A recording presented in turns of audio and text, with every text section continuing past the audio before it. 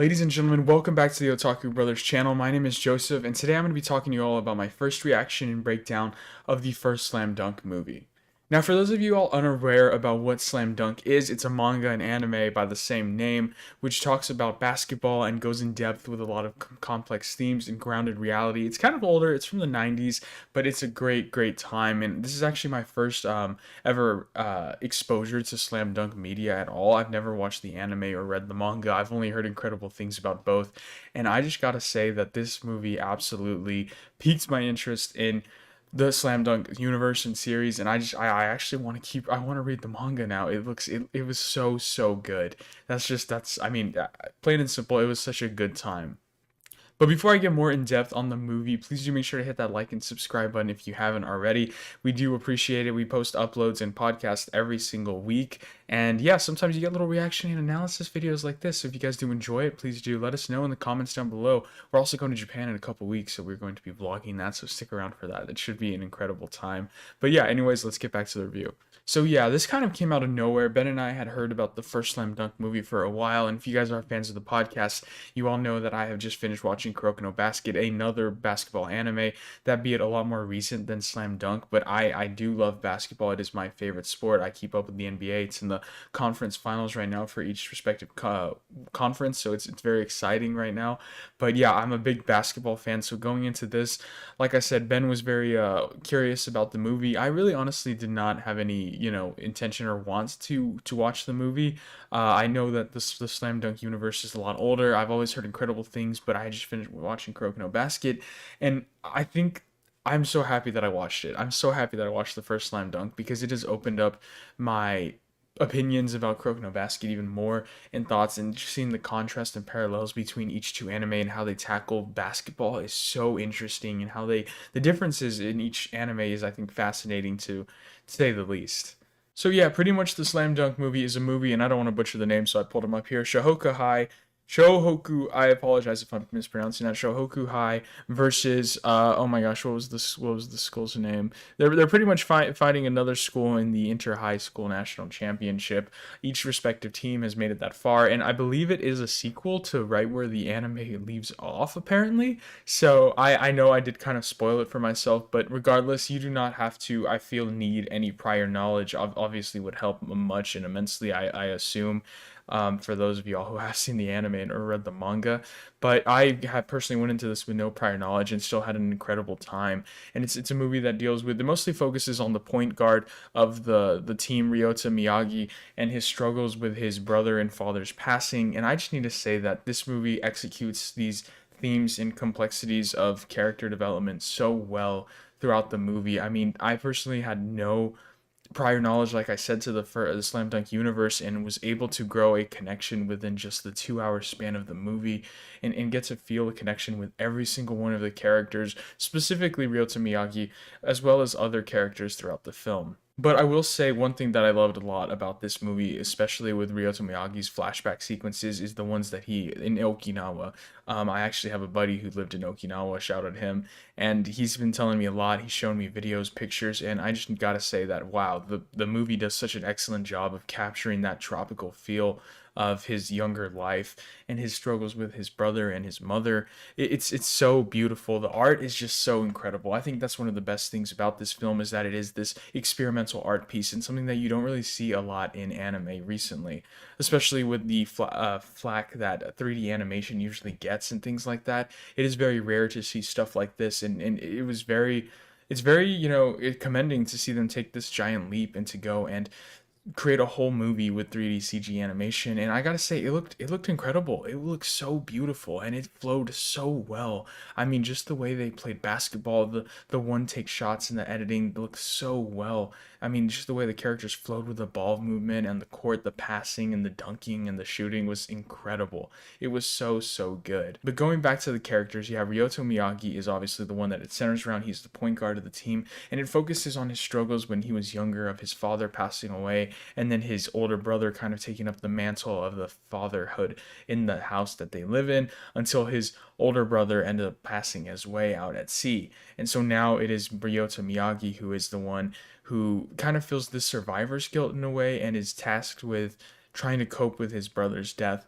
and his mother and him deal with it in such contrasting ways. It is really beautiful to see these complexities and mixed emotions displayed on throughout the entire movie, and it was just so good. But besides him, there are obviously the other guys and characters throughout the film. I won't really go as in depth on the other ones. However, one of them to take note of is number 10 on the team, Hanamachi Sakuragi, who is the center, I believe, for the team. He is the bigger dude, or he's not the center. He is the power forward. I apologize. Yeah, sorry. I should know that, my basketball knowledge. But yeah, one thing that I really loved about him, and I guess I'll give this movie overall its flowers for, is that it really seems to pay homage and give a lot of callback and support to the NBA. I mean, throughout it, I mean, in the set designs, we kind of see that in the background of Ryoto Miyagi's brother's room. There's a picture of Magic Johnson playing the Celtics, as well as just it seems like the whole character of Hanamachi Sakuragi is a love letter to Dennis Rodman, just the way that his play style is. For those of you who aren't into basketball, Dennis Rodman was a player on the Chicago Bulls and as well as some other teams back in the day in the 90s. However, he played very, I don't want to say dirty, but just very tough, and would go for a lot of rebounds and just make insane hard plays and would just not give up, and was very resilient and hot-headed, just like Hanamachi Sakuragi was. And it just was so fun to see that, parallel. And they even do one of the famous moves of the famous images of Dennis Rodman where he is jumping for a loose ball, and is going flying out of bounds into the court, half the side court, I guess. What am I saying? Where the courtside seats of all the audience, and he's going head first into the audience. I'll pull up the picture right now, but it is such a cool parallel to see those two different shots. So I love the way that the basketball movement felt. It felt very well and very thought out and methodical. It was very complex. I loved it so much. It was so cool. But yeah, additionally, like I said, Ryoto Miyagi is not the only character that gets this background development. We also see that a lot of these characters were bullies and just had kind of a hard upbringing. They got in a lot of fights, and it seemed like basketball was a way for them to sort of get away from all of that and to do something that they were really, really good at. And it just tells such a good story. The way that the story is structured throughout the whole film, just following this one match with these intermediate flashbacks throughout each segment, is very, very well done.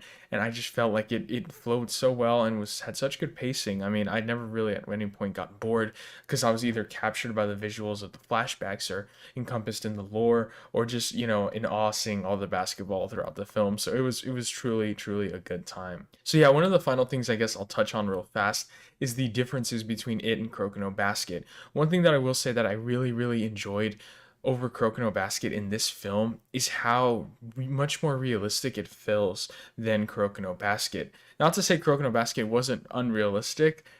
It is kind of unrealistic. This felt more like just a movie in animation than in anime, quote unquote. That's why I think anyone outside of this who is not a big fan of anime would definitely enjoy this movie, is because of how realistic it feels. It feels like it could be any art studio making it. However, with Kuroko no Basket, say, there is a lot of anime liberties that are put in place, and it is very dramatic in things that you have to extend the imagination, if you will, because although it is grounded in reality, Kuroko no Basket, it does take a lot of creative liberties, in the sense that the stuff that the players do in high school are very, very unrealistic, especially in terms of basketball. Whereas the first slam dunk is very, very grounded. All the shots, the movement, and the way that they're doing, it's not any tricks or insane overpowered strength. It is just a normal basketball game, which is something that I really, really enjoyed, because it just makes the skill among the players just that much more prominent and entertaining to watch, and flow so impressively.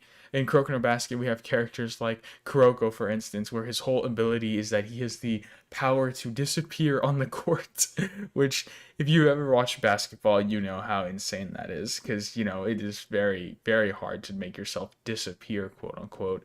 But he claims that it's through trickery and eye movement, as well as the character Akashi, who is able to just make people fall over with their eye, with his Emperor Eye. I know it's him doing crossovers, but to do it every time, it makes it seem like these guys are very, very, very skilled, to the point to where if they were in the NBA, they would still be able to dominate so well, which is a little unrealistic, especially Midorami.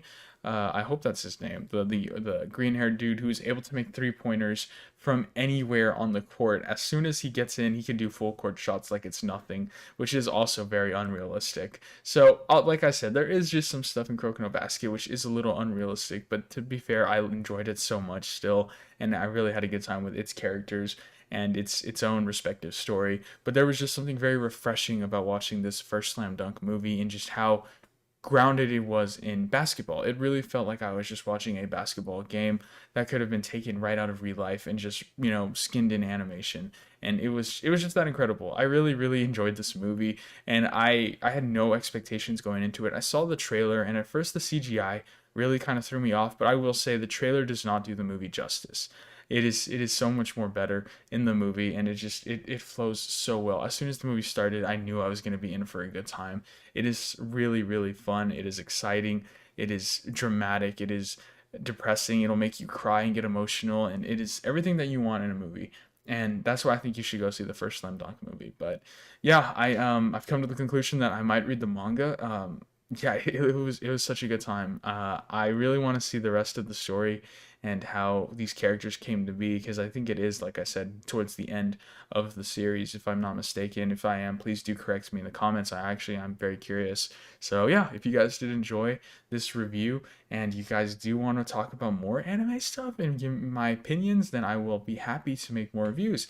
So let me know in the comments down below. Hope you all did enjoy, and I think we actually should be having a podcast scheduled for you all tomorrow, so you get 2 uploads in a week, which is awesome. So thank you guys so much. Hope you all did enjoy, and I'll see you guys later. Arrivederci.